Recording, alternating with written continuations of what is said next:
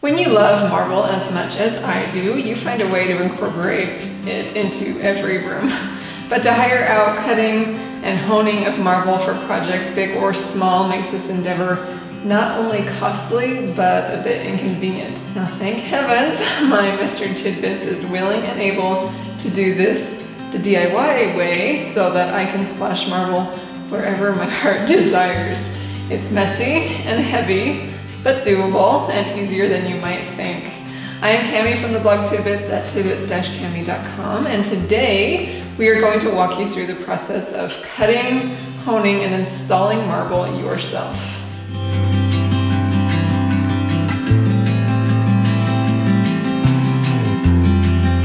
In our new pole barn home, we've already installed Carrara marble slabs in the laundry room as a stone tap insert for our butcher block countertops, in windowsills, shelves, and now we just added marble as a backsplash and countertop to surround our lovely Verona Italian range, who I am pleased to have as a sponsor for this post and video. Now, while our kitchen is very much a work in progress, I've had many readers ask me to know how we are able to cut and install marble ourselves, so I thought it would be a good time to follow Kevin around and capture how he does it. So first, let's talk about where we source our marble slabs. Now, there are a couple of local providers in our area that sell their remnants. This means that they have pieces left from bigger jobs and you can buy them at a discounted rate. So you can pick them up yourself as is, or they have always offered me the options to have them fabricated and installed. Now, to give you an idea, to buy these two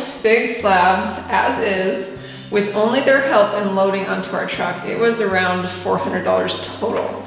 To have them simply cut all of our pieces to size and hone or polish them, they gave me an estimate of around $2,500. Now, this was for the backsplash, these little shelves, the countertop pieces, and the windowsills with a little left over. Now, while prices may vary, you can definitely see how being able to do this yourself will save you hundreds.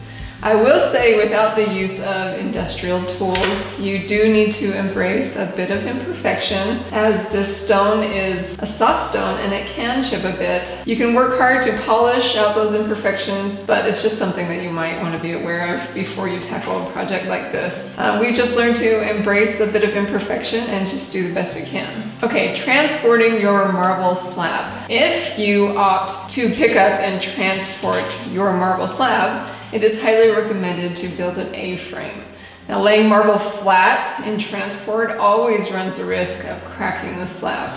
Now, we shopped for and bought the marble slab and then returned for pickup with an A-frame, and they loaded it onto our truck. From there, it was a two-man job, well, probably a four-man job, to get that marble off the truck and stored in a vertical position in our garage. Now, I'm just going to quickly go over the tools and materials that we use to cut, hone, and install marble. I encourage you to visit my blog post if you're about to tackle this project.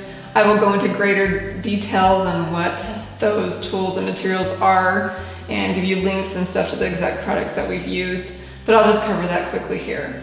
So we used a skill saw to cut the marble and put a diamond blade for cutting tile on that skill saw. You'll need a water bottle, or if possible, a hose, just something that will give you a consistent water stream.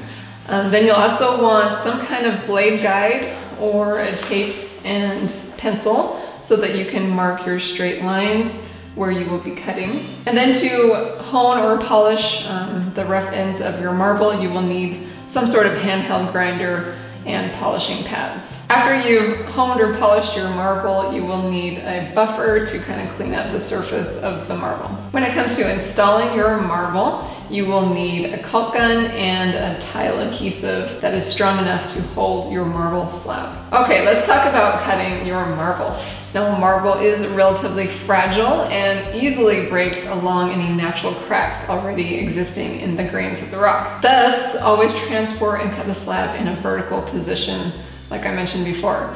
Leaning it against a wall with a piece of wood or sheetrock as a spacer against the wall works best. You might also want to build very strong supports if you're going to lay it horizontal, making sure that weight of the stone is evenly distributed. Always cut top down and never horizontally, as the marble will break and trap the saw blade or fall, which could be very dangerous. You need to verify that your remnant is square and that you have the layout of the cuts you want to make. You can use a piece of like painter's tape that you mark the line on, and that will help be a guide for you. With a water source and your saw ready, start to cut along your lines, keeping a constant spray of water on the cutting edge of the blade. You don't need to soak it in water, just keep an even steady stream, and if you see things starting to dry out where you're cutting, add just a little more water, but only enough to keep the blade wet. So cutting marble can produce a lot of noise and dust, especially if it is a thick piece. So wearing a dust mask, hearing protection, and safety glasses is always a good idea. Okay, let's talk about finishing your marble. Now this particular marble slab was sold as a honed piece of marble versus a polished finish. In a nutshell, you can polish your marble surface, which gives it a more glossy surface, or choose a honed finish, which is more of a matte finish. Now, I much prefer the look of a honed marble, so I was delighted to find honed slabs.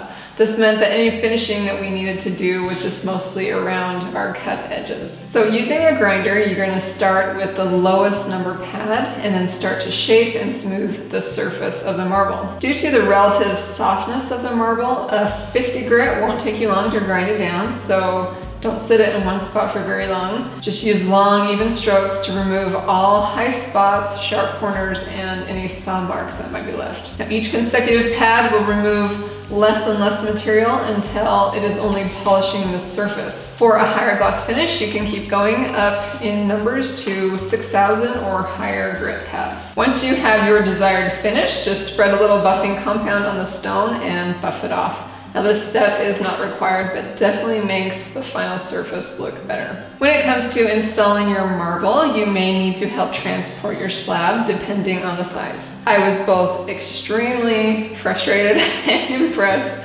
by Mr. Tidbit's gumption to bring his 150-pound beast in by himself, and he wonders why his back hurts. To install the marble, we built a wood support and just used a caulk gun and a tube of adhesive designed for tile or marble. So we just spread the caulk on the surface where the slab was going and then firmly pressed the marble in place. Once the marble was in place, we just used some screws in the corner to keep it in place while the adhesive cured. Real quick, a little bit about sealing your marble. So marble is a very porous stone, and you have to seal it frequently. We actually have not done that yet, but I plan to run to the home improvement store and pick up some stone sealer. I just wanted to make sure that you knew that was going to be a part of your process. As intimidating as cutting your own marble may be, once you realize you can do it from home, the possibilities become endless. You can get this high-end look for way less and work it into many of your designs in a creative way. We love to top end tables with a piece of marble.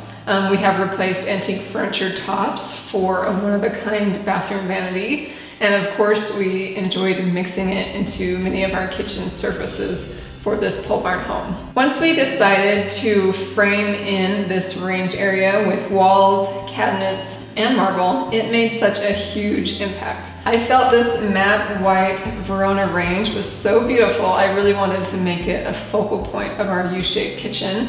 And all these elements bring it together so well. I simply can't wait to finish painting and decorating it all. Now, I will be back to share more details about how we like this range and what kind of amazing features it has. But this is the very first gas range that we have ever had, and I gotta say, we're pretty hooked. And now for all you marble lovers, I hope this video gave you the courage and inspiration that you need to incorporate more marble into your home and give cutting this lovely stone a try for yourself. If you would like to see what the rest of our pole barn home looks like, check out my move-in tour video and gear yourself up for all the DIY home projects yet to come. Thank you for watching, and be sure to subscribe for more inspiration for do-it-yourself living.